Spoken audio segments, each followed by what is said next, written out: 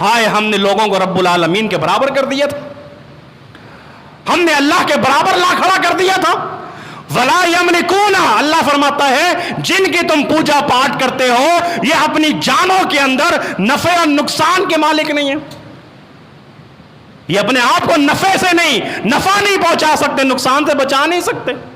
وَلَا يَمْلِكُونَ مَوْتًا وَلَا حَيَاةً، یہ اپنے جانوں کے اندر موت و حیات کے مالک نہیں ہیں، ان کو زندگی اور موت کا نہیں پتا۔ وَلَا نُشُورًا، ان کو یہ نہیں پتا کہ جب یہ مر جائیں گے تو کب اٹھائے جائیں گے، قبروں سے کیسے اٹھائے جائیں گے، ان کو یہ تک نہیں پتا۔ تم ان کی پوجا کرتے ہو، تم ان کی عبادت کرتے ہو۔ پورا قرآن اللہ کی توحید سے بھرا ہوا میرے اور آپ کے لیے پیغام لے کر آیا ہے۔ سورہ فاتحہ سے لے کے والناس تک قرآن کی تلاوت کریے، آپ کو توحید ہی توحید ملے گی۔ اللہ ایک ہے، اللہ یکتا ہے، اللہ تنہا ہے، اللہ اکیلا ہے، اللہ وحدہ لا شریک ہے۔ قرآن بھرا ہوا ہے۔ اللہ پہ بھروسہ کرو، اللہ پہ یقین کرو، اللہ تمہارا وکیل ہے، اللہ تمہارا کارساز ہے، اللہ تمہارا مددگار ہے۔ حسبنا اللہ و نعم الوکیل، نعم المولا و نعم النصیر۔ حسبی اللہ، اللہ تمہارے لیے کافی ہے، بھروسہ کرنے والوں کے لیے اللہ کافی، اولادیں دینے والا اللہ ہے۔ قرآن موجود ہے، قرآن کی آیات بھری ہوئی ہیں۔ علی کل شیء قدیر، وہ ہر چیز پر قادر ہے۔ فعال لما یرید، وہ جو چاہتا ہے کرتا ہے، اس سے کوئی پوچھنے والا نہیں ہے۔ اللہ کے نبی علیہ الصلوۃ والسلام کی پہلی دعوت کیا تھی میرے بھائیوں؟ میرے نبی کی پہلی دعوت بھی یہی تھی کہ توحید، قولوا لا الہ الا اللہ، قولوا لا الہ الا اللہ۔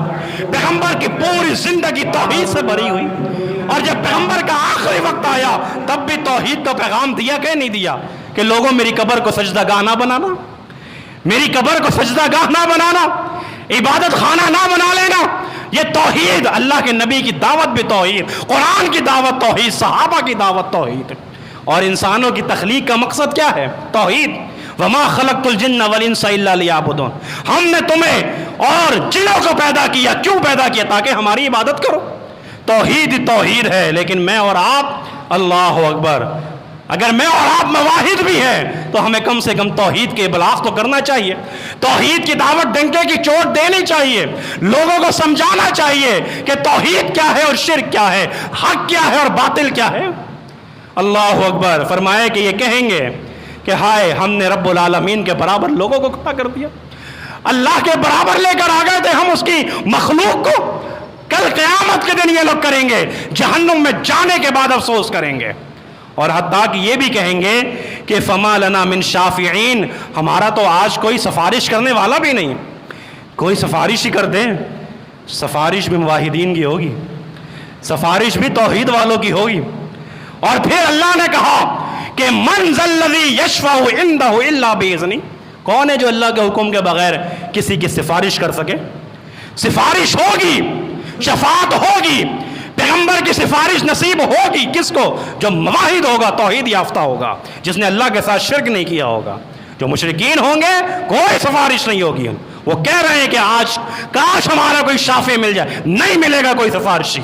ولا صدیق حمیم، کاش ہمارا کوئی ایسا دوست ہی ہوتا، کاش ہمارا کوئی ایسا دوست ہوتا جو آج ہمیں بچا لیتا۔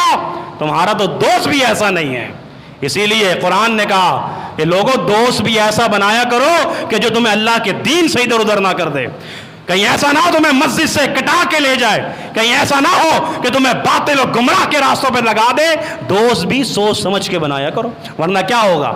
یقول یا لیتنی لم اتخذ فلانا خلیلا، اپنے ہاتھ کو چبائے گا وہ انسان کل قیامت کے دن، ہائے کاش لم اتخذ فلانا خلیلا، میں نے فلاں کو اپنا دوست نہ بنایا ہوتا، ہائے اس نے تو مجھے بے نمازی بنا دیا، اس نے تو مجھے اللہ کے گھر سے نکلوا دیا، اس نے تو مجھے میں دین کی تبلیغ توحید کی دعوت دیا کرتا تھا، اس نے مجھے گمراہ کر دیا، کاش میں نے فلاں کو اپنا دوست نہ بنایا ہوتا۔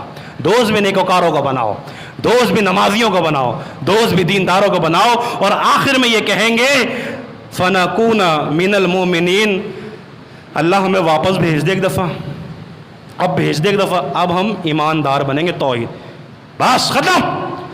کیسے جاؤ گے واپس؟ واپسی تمہاری ممکن نہیں ہو سکتی کہ تم بولو کہ ہم آ گئے اب ہم جا کے مواحد بنیں گے، اب ہم جا کے متبع سنت بنیں گے، اب ہم جا کے ایماندار بنیں گے. نہیں، قانون ہے، آ گئے اس کے بعد دوبارہ نہیں جا سکتے ہو. تمہیں دی تھی زندگی، تمہیں زندگی دی تھی، تمہیں 60 سال دیے تھے، تمہیں شعور، تمہیں عقل، تمہیں صحت، تندرستی، سب کچھ تمہیں دیا تھا. کیا کیا؟ ضائع کر دیے. صحت آئی ختم ہو گئی، عقل آئی ختم ہو گئی، بیماریاں آ گئی، مسائل کھڑے ہو گئے. قرآن کی دعوت کو نہیں سنا، کبھی پیغمبر کی حدیث کو نہیں سنا. مسجد میں خطبے کا ایک دن ہوتا تھا، نہیں پہنچتے تھے ٹائم پہ. وہ کہیں گے نا جہنمی، تو اللہ بھی ایک جملہ کہے گا. ایک اور جگہ پہ اللہ نے جملہ کہا ہے، جب جہنمی کہیں گے نا اللہ ایک دفعہ بھیج دے واپس، ایک موقع دے دے جانے کا. اب بنیں گے موحد، اب بنے. اللہ کہے گا ولا تکلمون، خاموش، ولا تکلمون، کوئی کلام نہیں کرو، چپ. زندگی دی تھی میں نے تمہیں میں نے دیے تھے 60 سال 70 سال.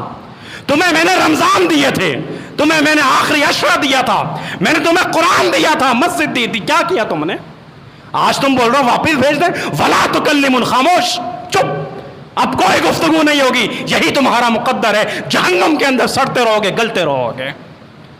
میرے بھائیوں اور دوستوں، تھوڑا سا سوچئے سمجھیے. چھوڑ دیجیے. آج میں کہتا ہوں اجتماعی اصلاح ابھی نہیں ہوتی، نہ ہو، انفرادی اصلاح تو کرو. اپنے آپ کو تو بدلو، اپنے گھر کو تو بدل سکتے ہو، بدل لو. اپنے گریبانوں میں تو جھانک لو، اپنی اصلاح تو کر لو کم سے کم. میں اور آپ، اگر میں اپنی اصلاح کروں، آپ اپنی اصلاح کریں، معاشرہ بدلے گا کہ نہیں بدلے گا؟ میں نمازی بن جاؤں، میں قرآن کی تلاوت کرنے والا بن جاؤں، قرآن سے محبت کرنے والا بن جاؤں، اپنے بچوں کو نمازی بنا دوں. آج یہی کر لو نا بھائیوں، کافی ہے. یہ جو ماحول بنا ہوا ہے نا، ہر طرف گمراہی، ہر طرف ضلالت، ہر طرف جہالت، ہر طرف فحاشی، عریانی. جو جتنا بڑا بغیرت اتنا بڑا ہیرو، جو جتنا بڑا اچھا ناچنے والا اتنا بڑا قوم کا لیڈر. آج تو یہ بنایا ہوا ہے، وہ اتنا فیمس، وہ اتنا مشہور. بچوں نے کیا سوچا؟ ناچو گے، گاؤ گے تو مشہور ہوگے.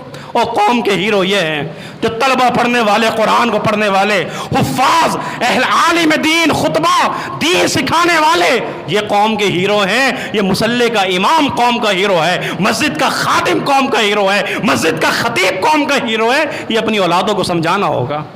میرے بھائیوں دوستوں، اللہ سے دعا کرو اللہ رب العالمین ہم سب کو عمل کرنے کی توفیق عطا فرمائے.